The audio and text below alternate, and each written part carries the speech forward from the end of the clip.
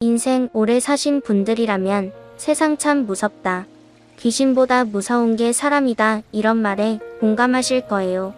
당장간 쓸개라도 빼줄 것 같던 사람이 배신하는 것도 무섭고, 그렇게 인자하던 사람이 갑자기 돈 앞에서 눈 돌아가는 것도 무섭고, 가족보다 더 가족 같은 사람이 왼수보다 더 무섭게 변할 때가 있잖아요. 저는 40년 조금 넘게 살면서 귀신보다 더 무서운 사람을 만나 죽을 뻔한 경험이 있습니다.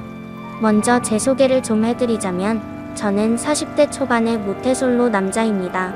태어나서 단 한 번도 여자와 데이트를 한 적도 없고, 어머니 외엔 여자에게 사랑을 받아본 적도 없습니다. 왜냐면 제 외모가 좀 많이 흉측하기 때문이에요. 못생겼냐고요? 네, 정말 못생겼습니다. 아침에 제 얼굴을 거울로 보면 한숨이 나올 정도니까요. 거기에 안 좋은 조건이란 조건은 다 갖췄어요. 유전이라 고등학교 때부터 머리가 듬성듬성 빠지기 시작했고, 일하는 분야가 컴퓨터 관련 일이라서 매일 앉아서 일을 하다 보니 살은 제가 봐도 흉할 정도로 쪘습니다. 그래서 더욱더 여자를 만나기 힘들었어요. 물론 애초에 외모를 포기했던 건 아니에요. 사춘기 때 이성에 호기심이 많았을 땐 저도 머리를 모자로 좀 가려도 보고, 없는 머리카락 붓으로 어떻게 좀 덮어도 좀 보고, 최신 유행하는 옷도 입어봤죠. 정말 바락에 가깝게 외모를 꾸며봤어요. 하지만 주변에 여자라고는 단 한 명도 없었죠. 그나마 동네에서 친절하게 대해주던 누나가 있었는데, 나중에 그 누나가 제 험담을 하더군요. 제가 오면 그냥 좀 냄새 나는 것 같아. 그래도 어쩌겠어, 불쌍하니까 잘해줘야지. 그 말을 우연히 듣고 그때부터 여자에게 마음을 완전히 닫아버렸죠. 내 팔자에 여자란 없다란 생각에 정말 수도승 마냥 이성에 대해 호기심을 완전 막아버렸어요. 사춘기 때 호기심으로 본다는 성인 영화도 본 적이 없을 정도니까요. 그래서인지 또래 친구들 사이에서도 왕따를 당했습니다. 외모부터 놀리기 쉬운 데다가 제가 대화 주제를 따라가지 못하니까 아무래도 친구들도 저를 껴주질 않더군요. 그래서 제게 사춘기와 고등학교는 지옥의 시간들이었습니다. 대신 공부를 정말 열심히 했어요. 그래서 나름 명문대에 들어갔고, 대학에서 저는 경험해보지 못한 사랑을 만나보고 싶었지만 그것도 쉽진 않더군요. 미팅에서 저는 늘 따돌림을 당했고, 나중엔 그 흔한 미팅 제안도 들어오질 않았습니다. 하도 이런 일이 흔하다 보니까 덤덤해지더라고요. 그 사이에 머리는 더 빠지고 마음을 풀어버리니까 몸에 살은 더 붙었습니다. 그래도 전혀 걱정이 안 되더라고요. 어차피 포기하면 마음은 편해지니까요. 그렇게 대학 생활을 마치고 직장에 취직해서 지금까지 왔습니다. 사실 외국계 기업에 연봉도 빵빵했습니다. 제가 여자운은 없지만 이상하게 동복은 많은지라 업무도 탄탄대로였고, 투자하는 주식이나 사돈 땅은 계속 돈을 낳아서 제 나이에 나름 돈 좀 만지는 사람이 됐어요. 솔직히 직장 다니는 게 취미가 될 정도로 돈을 꽤 많이 모았습니다. 근데 정말 인생을 재미없게 살았던 거죠. 사랑 때문에 울어본 적도 없었고, 남자 때문에 가슴 아파본 적도 없었으니 일상이 심심했어요. 남들처럼 노래방 가서 헤어진 여자 생각하며 질질 눈물 짠 적도 없어요. 그러다 보니 발라드 음악을 들어도 별 감흥도 없고, 그냥 마음 맞는 남자애들이랑 술집에 가거나 혹은 아가씨들을 만날 수 있는 장소에 가더라도 저는 늘 찬밥 신세였습니다. 정말 내가 내 돈 내고 노는 곳에서도 눈치를 볼 정도로 외모에 대해서는 늘 주눅든 삶이었어요. 물론 집에서는 항상 성형수술 해라, 운동해서 몸을 가꿔라 잔소리를 했습니다. 하지만 한번 마음이 다치니까 굳이 제 외모를 가꾸고 싶지도 않고 혼자 사는 게 점점 편해지더라고요. 게다가 직장 이렇게 다니다 보니 돈을 쓰지도 않고 늘어난 거니 제 자신에게 점점 투자하는 것이 많아져서 집도 좋은 곳에 사고 부모님께 돈도 넉넉하게 드리니까 잔소리도 줄어들게 되더군요. 그 이후로 저는 더 혼자 사는 삶에 익숙해졌죠. 그렇게 잘 버티며 살고 있었는데 제 삶을 완전히 송두리째 바꾼 사건이 생긴 겁니다. 그날도 퇴근하고 돌아와서 집에서 남은 작업을 좀 하고 있다가 제 밑에 일하는 서포트 직원에게 카톡으로 지시를 내리고 있었습니다. 근데 갑자기 속이 답답하고 머리가 띵해지면서 앞이 뿌옇게 되는 겁니다. 순간 왜 이러지 싶었는데 그 다음에 의식이 없더군요. 그리고 눈을 떠보니 병원 응급실인 겁니다. 눈앞에 누가 괜찮냐고 물어보는데 그 이후로는 기억이 안 나는 거예요. 그리고 다시 잠이 들었나 봅니다. 다시 눈을 뜨니까 제가 고급 병실에 누워있더군요. 어머니가 옆 침대에서 주무시고 계셨고요. 제 몸엔 온갖 링거와 치료제 같은 약물들이 덜렁덜렁 매달려 있는데 도대체 영문을 모르겠는 겁니다. 그래서 힘겹게 소리를 쳤더니 주무시던 어머니가 일어나시더니 의식이 돌아왔다며 좋아하시는 겁니다. 그래서 자초지종을 물었죠. 알고 보니 제가 일하던 도중 뇌출혈로 쓰러졌다는 거예요. 다행히 심각한 수준은 아니었지만 만약 계속 방치했으면 사망에 이를 수도 있었다는 겁니다. 카톡을 주고받던 직원이 업무는 빨리 해야 하는데 제가 카톡으로 답변은 안 하고 그래서 전화도 해봤지만 답변이 없어서 혹시나 하는 마음에 119에 신고를 해줘서 제가 살았다는 겁니다. 정말 하늘이 저를 살리고 그 직원이 저를 살린 셈이죠. 어쨌든 당분간 입원 치료를 해야 했기에 병원에 있었는데 정말 돈이 좋긴 좋더군요. 1인실에 최고급 서비스를 받으며 의사들이 줄줄이 들어와서 매번 안부를 묻고 제 전용 벨도 있고 어쨌든 무슨 호텔에 온 줄 알았습니다. 그때 제 눈에 들어온 여성이 있는데 바로 병실에 드나드는 간호사였습니다. 정말 꿈에서나 보던 이상형의 간호사였어요. 조금만 외모에 자신 있는 남자라면 틀림없이 전화번호를 물어보고 싶어지는 여성이었죠. 어찌나 외모가 아름답고 행동도 너무나도 여성스러워서 보는 내내 미소가 지어졌습니다. 하지만 저는 외모에 자신도 없고 이미 마음의 벽을 두 겹 세 겹으로 쌓은 인간인지라 절대 내색하지 않았죠. 어차피 저 간호사도 내가 말을 걸어봤자 나를 괴물로 생각할 거야. 이렇게 스스로 생각하고 있었습니다. 그리고 간호사와 굉장히 사무적으로 대했지만 어느 정도 안면이 트일 때쯤이었어요. 저도 많이 호전된 상태라서 병실에서 노트북으로 간단한 업무 정도는 하고 있을 정도였죠. 그때 그녀가 넌지시 묻더군요. 혹시 아버지가 재벌이세요? 뜬금없는 질문에 무슨 말이냐고 물었더니 그녀가 간호사들끼리 내기를 했다는 겁니다. 하루 병실값이 엄청 나오는 곳을 이렇게 오랫동안 쓰는 걸 보면 재벌가 아들이거나 아니면 로또 맞은 사람일까라는 거예요. 하긴 제가 생각해도 간호사들이나 의료진들이 그렇게 생각할 수도 있을 것 같더군요. 최고급 병실에 계속 눌러앉아있지 그렇다고 졸부마냥 갑질하는 것도 아니고 매일 노트북으로 뭔가 두들겨 대고 누군가에게 전화로 지시를 내리니까 재벌 2세나 3세 정도로 보일 수도 있었겠죠. 그 말을 듣고 웃음이 픽칵 나오는데 그녀가 더욱더 사랑스럽게 보이더군요. 그래서 아닙니다. 저는 자수성가한 사람이에요. 이렇게 짧게 대답하고는 하던 일에 몰두했습니다. 그런데 그 이후로 자꾸 그녀가 눈에 들어오더군요.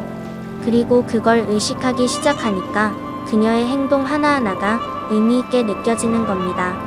그냥 링거노우로 온 건데도 날 보러 온 건가? 혼자 망상에 빠지기도 하고 중간에 관광 체크하러 올 때도 괜히 거울을 한번 보며 그녀를 기다리게 됐습니다. 그런데 더욱 결정적이었던 건 어머니가 그녀를 좋게 보시더라고요. 은근히 그 말을 들으니까 그녀에게 용기를 내보고 싶어졌습니다. 어릴 적 동네 누나에게 고백할까 말까 고민한 이후로 두 번째로 여자에게 데이트 신청을 할까 말까 고민한 순간이었죠. 그래서 간호사 그녀가 온 순간에 은근히 물어봤습니다. 보통 일 끝나고 뭐 하세요? 그녀는 대수롭지 않은 표정으로 피곤해서 집에 가서 잔다고 하더군요. 여자를 좀 만나봤거나 용기 있는 남자 같으면 나중에 저랑 식사라도 할래요? 이런 식으로 대화를 이어갈 텐데 저는 용기가 없어서 그녀가 피곤해서 잔다는 말에 네 하고 아무 말도 못했습니다. 그런데 그녀가 답답했는지 갑자기 왜요? 퇴원하면 저 맛있는 거라도 사주시게요? 이러는 겁니다. 그 말을 듣는 순간 저도 모르게 기뻐서 네라고 대답을 했습니다. 누군가가 먼저 밥을 먹자는 제안, 그것도 짝사랑하던 이상형의 여인이 먼저 밥을 먹자고 하니까 세상을 다 얻은 기분이었습니다. 그렇게 점점 그녀와 가까워졌고 제 삶에도 희망, 긍정, 기쁨, 행복 이런 단어가 찾아오더군요. 그렇게 그녀와 저는 병실 데이트를 몰래 이어갔습니다.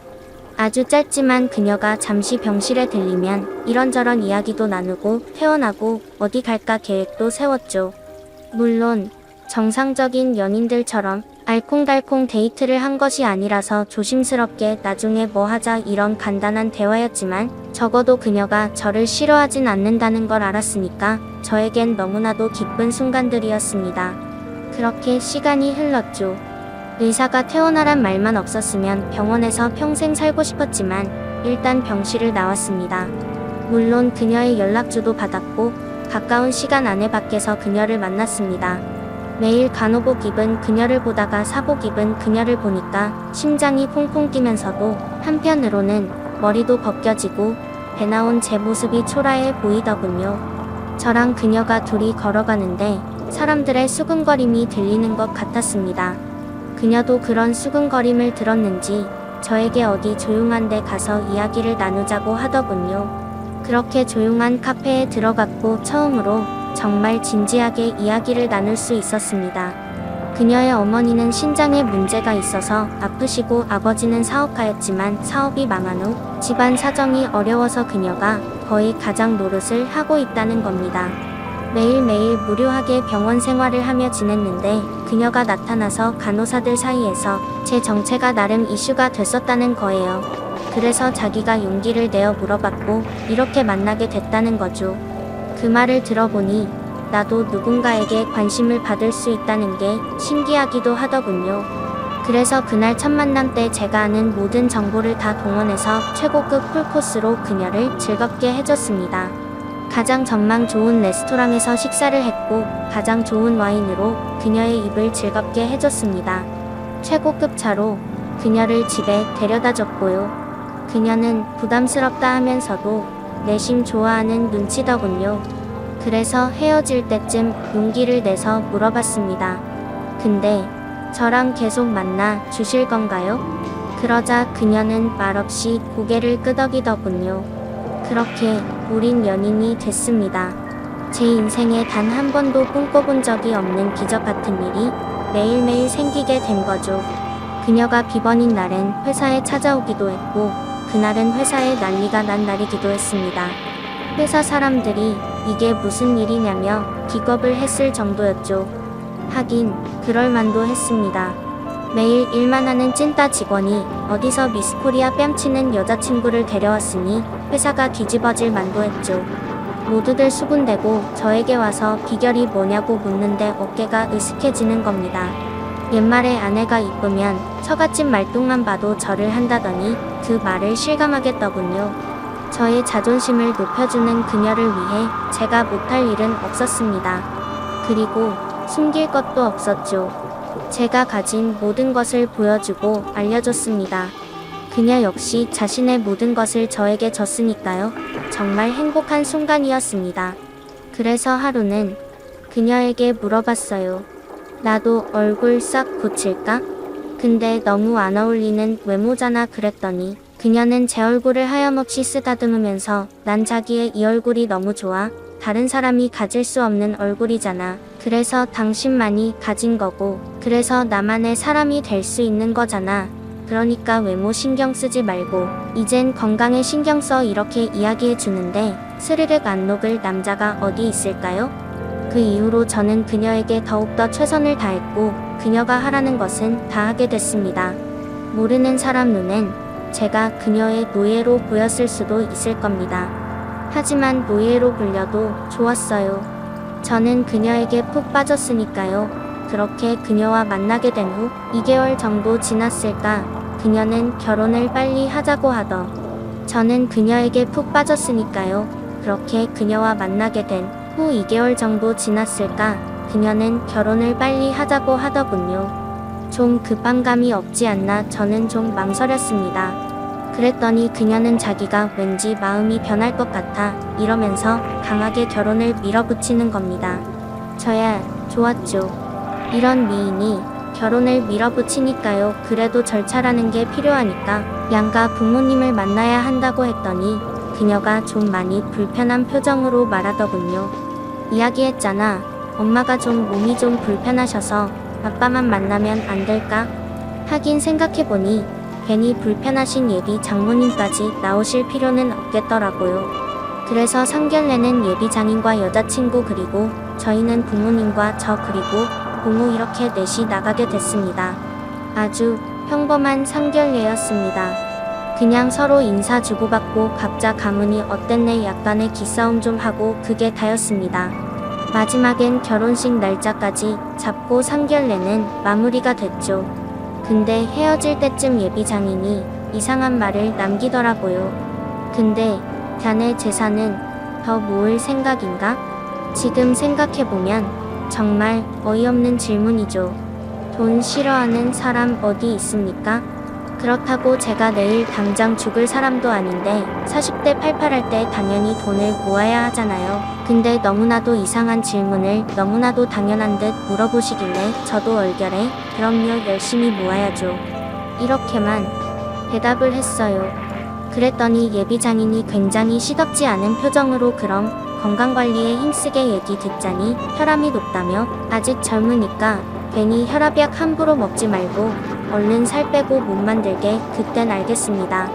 하고 얼른 대답을 했습니다.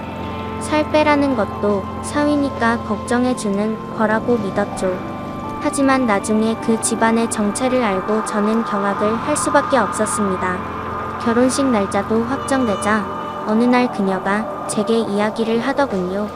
엄마 신장이 안 좋아서 빈혈 증세가 있으면 혈액이 필요한데 헌혈을 좀 해달라는 겁니다. 그 말에 처음엔 흔쾌히 응했습니다.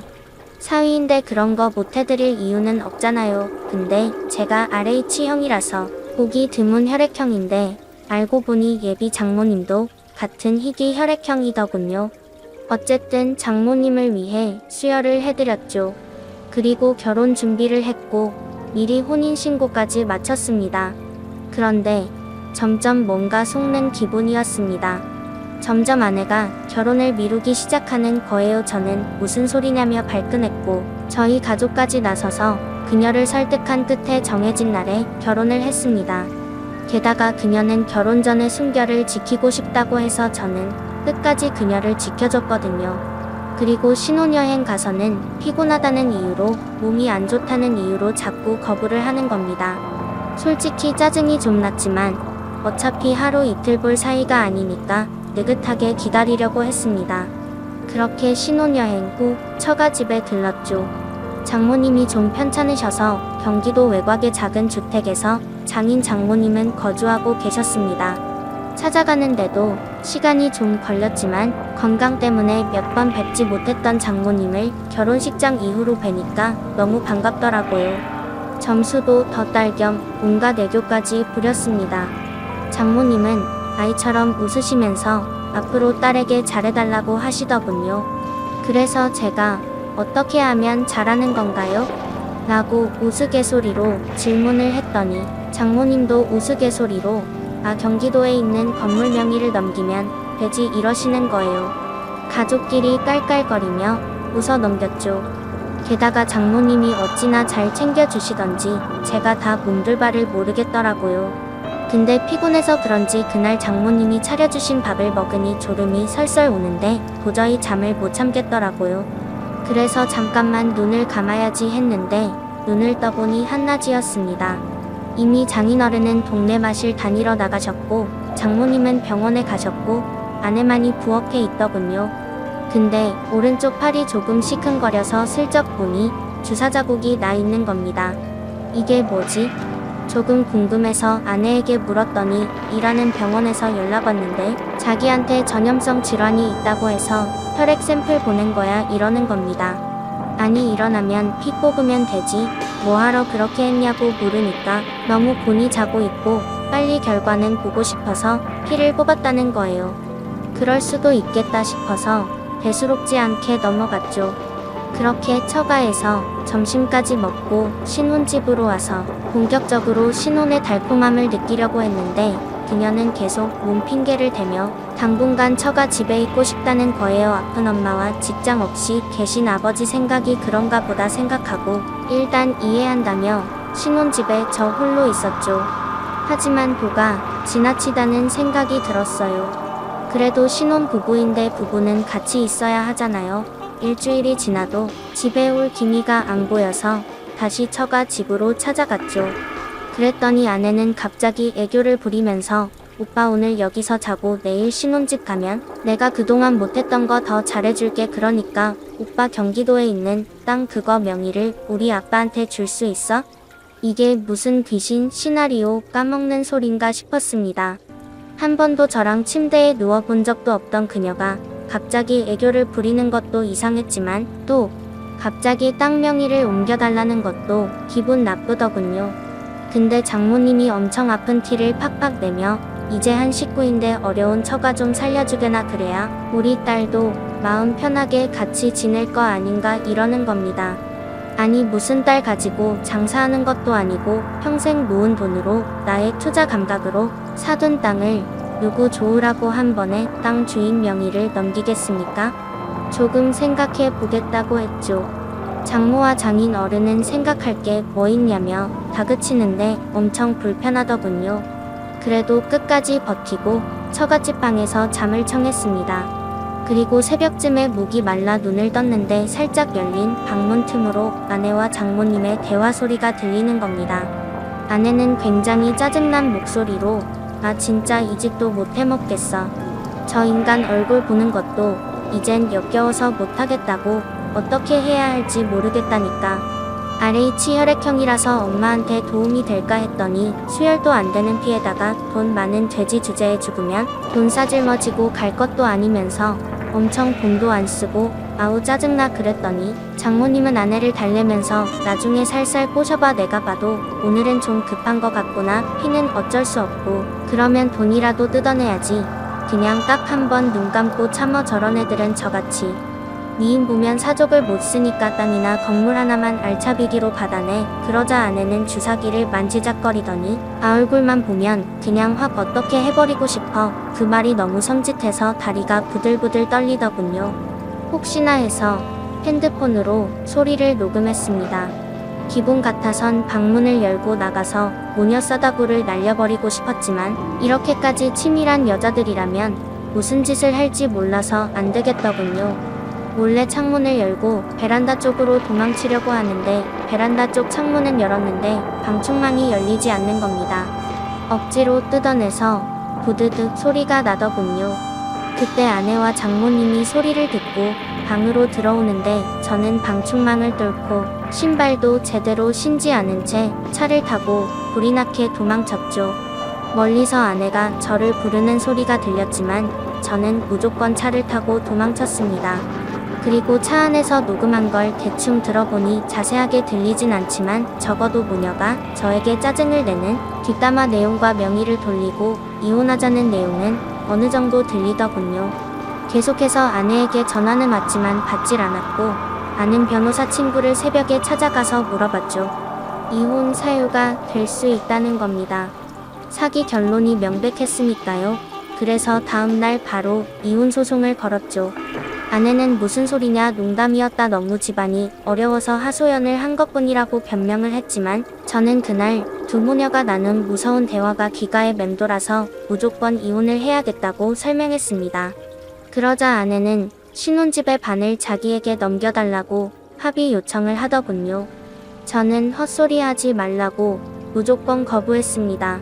사실 그녀는 정말 몸만 들고 왔거든요. 은밀히 말하면 세탁기 한 대와 자기 옷만 들고 왔습니다. 저는 제 돈을 1원도 줄 수 없다고 이야기한 상황이고요. 정말 피까지 뽑아주고 돈도 다 주려고 했는데 이렇게 남자의 순정을 울린 그 집안 사람들을 도저히 용서할 수가 없습니다. 처음에 말씀드린 대로 정말로 세상에 가장 무서운 게 사람인 것 같습니다. 저의 긴 글을 읽어주셔서 감사합니다.